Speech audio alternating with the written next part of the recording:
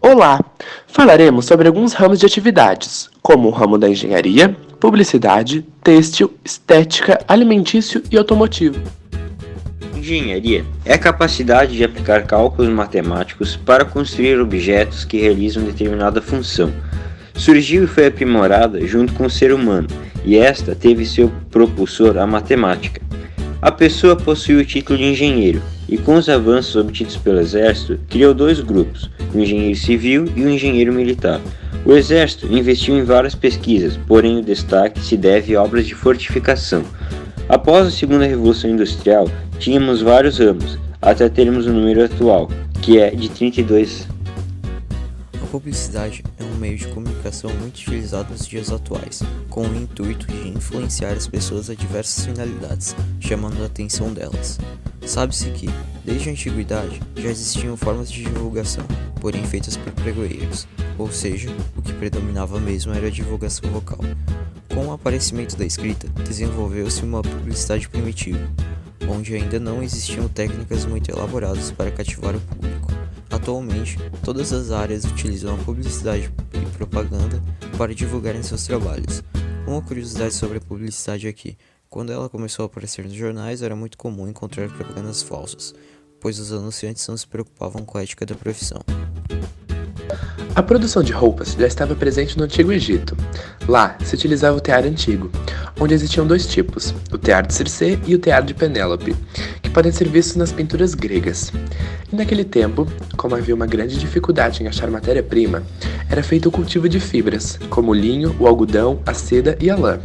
O cultivo de linho ocorreu na costa da Suécia e depois nas margens do Nilo.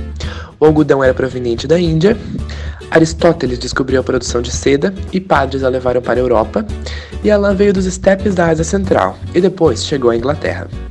No Brasil, antes da chegada dos portugueses, os índios já produziam suas próprias roupas, que tinham como finalidade a proteção corporal.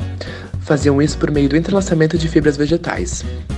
E como houve processo de evolução, as roupas, antes produzidas por força humana e animal, começaram a ser produzidas por máquinas a vapor e posteriormente por motores elétricos.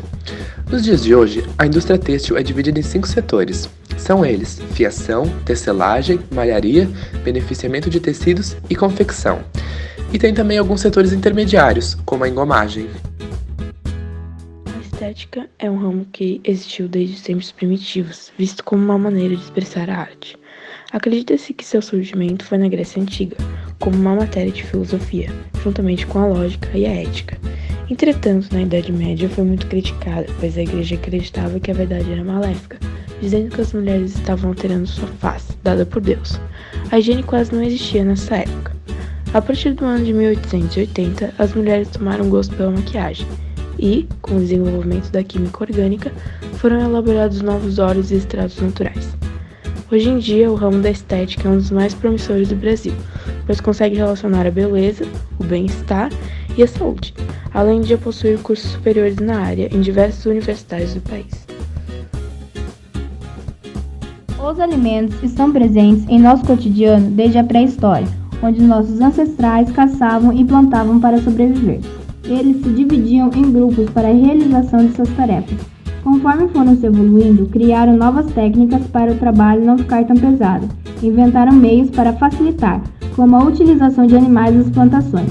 Depois de muitos estudos e uma grande ajuda da tecnologia, conseguiram desenvolver as primeiras máquinas, que multiplicaram a produção, que antes eram feitas a partir da mão de obra de muitas pessoas, mas depois dessa inovação passou a se substituir pessoas por máquinas, pois, em visões econômicas, custa mais barato e o lucro é maior. Porém, essa prática causou muitos desempregos. É impossível dizer com total certeza quando e como foi montado o primeiro carro em território brasileiro. A indústria automobilística brasileira começou anonimamente nas pequenas garagens e oficinas de fundo de quintal. Histórias circulam que por volta de 1925 e 1928, uma fábrica em São Cristóvão construiu um carro nacional. Montaram chassis, carroceria, caixa de mudanças, apenas o motor não era nacional.